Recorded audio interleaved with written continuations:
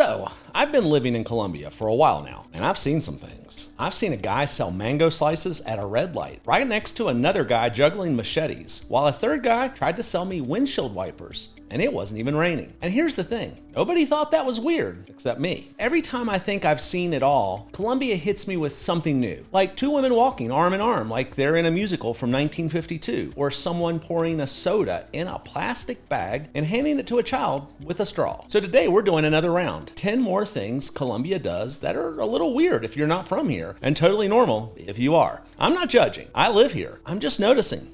I'm Matt, the Americano. Let's get into it.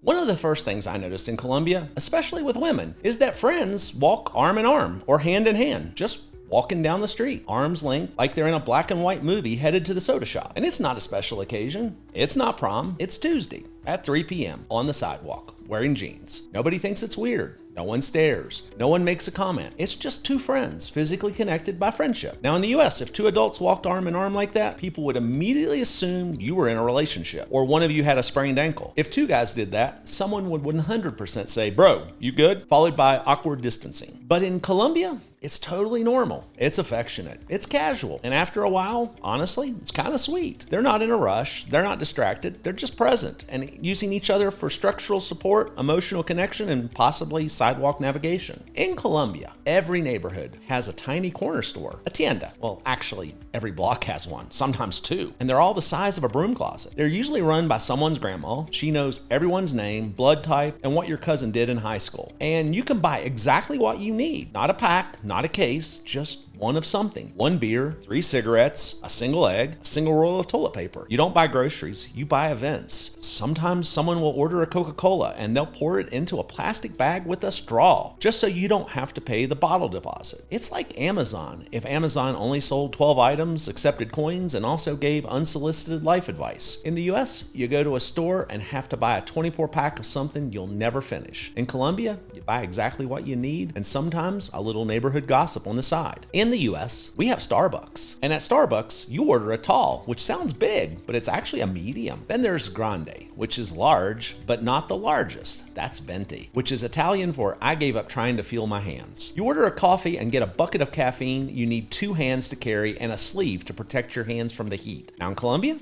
order coffee and they give you coffee. It comes in a little cup, sometimes glass, sometimes porcelain, with just enough liquid to drink while having a conversation. Not enough to rewire your brain. Even if you order a large, it's often smaller than the small Starbucks size. You drink it, you feel human, you move on with your life. In the US, drinking coffee is an activity. You need a lid, a cup holder, a warning label, and probably a blood pressure monitor. In Colombia, you get a sip of sanity and a smile. In the US, you get 24 ounces of why am I shaking. In Colombia, every red light is a business opportunity. You pull up to a red light, and before you can check your phone, there's a guy at your window holding a tray of candy, sunglasses, cell phone chargers, and maybe a Colombian flag just in case. You're not just sitting at a light, you're shopping. You're at a market. I've been offered empanadas, windshield wipers, candles, pineapples, selfie sticks, stuffed animals, glow-in-the-dark shoelaces, and once a parrot, a real one, in a cage. He winked at. And this all happens in the 60 seconds before the light turns green. No website, no marketing plan, just eye contact and hustle. Meanwhile, in the US, if someone approaches your car at a red light, you roll up the window and lock the doors twice just to be safe. In Colombia, you roll it down and ask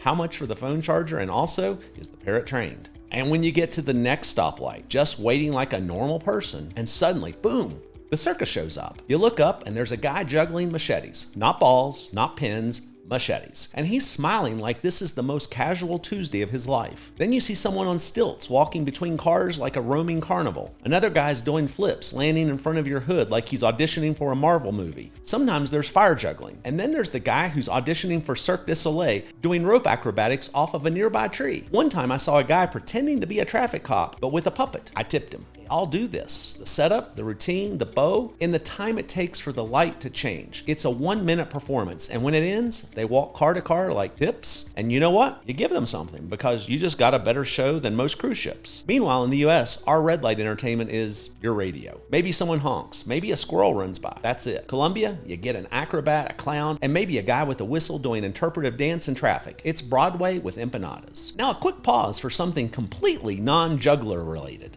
If you're enjoying this video, go ahead and hit that like button. It tells the YouTube algorithm I'm not just talking to myself over here.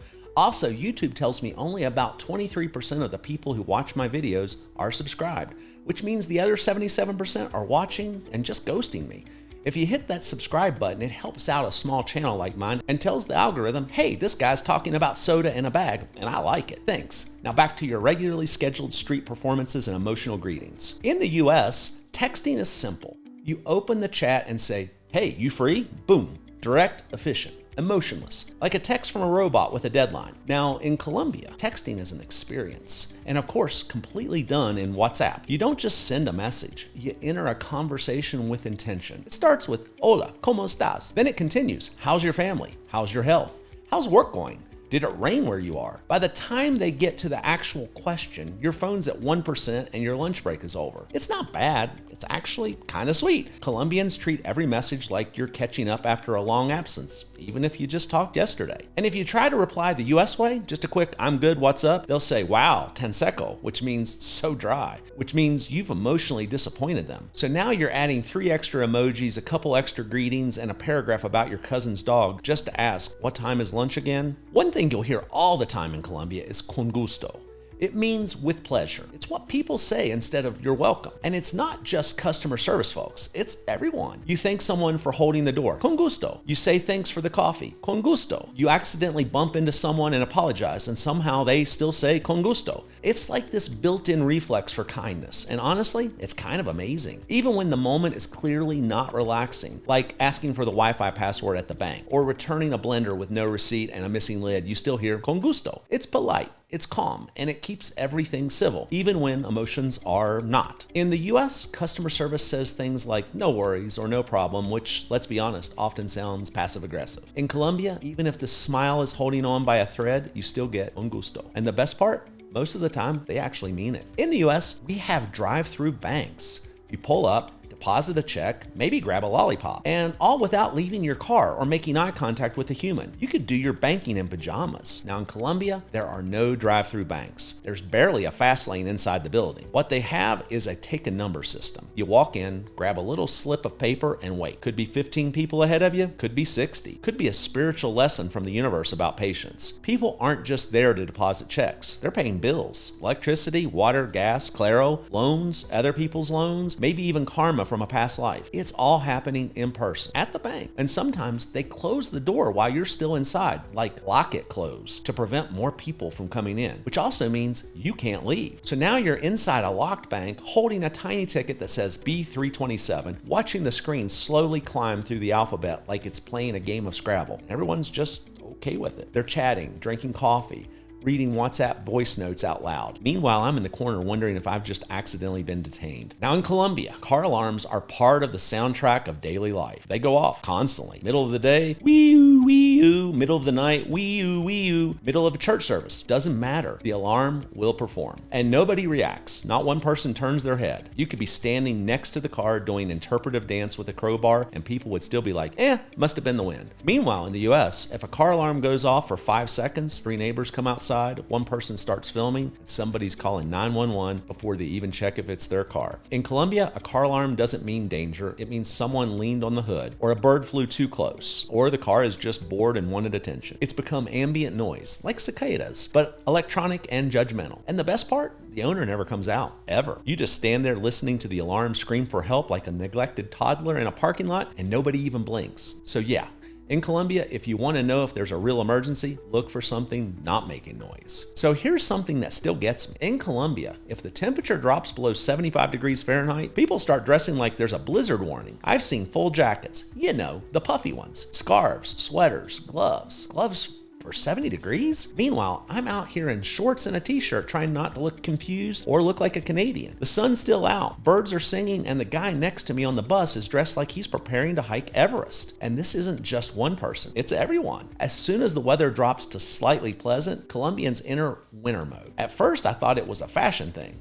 Then I thought maybe people were cold. Now I think they just like the drama. In the US, we break out sweaters when the leaves fall and our heating bill triples. In Colombia, oh no, it's 72. Grab the thermal layers and emotionally prepare. It's like there's a nationwide agreement that if you see your own breath or even imagine it, it's scarf season. And honestly, good for them. They look great. I'm still sweating, but they look fantastic. So yeah, Colombia does some things that are just different. They might seem weird at first, and then 6 months later, you find yourself wearing a sweater at 70 degrees and pouring soda in a plastic bag for a child. And you're like, yep, this makes sense. I'm not saying Colombia is perfect. It's not. But I'm saying that when the red light turns into a performance and your neighbor says con gusto while clearly not enjoying your face, you start to realize this place is something special. If you've enjoyed this video, hit like. If you've ever texted hola, ¿cómo estás? Before asking someone for a favor, go ahead and subscribe too.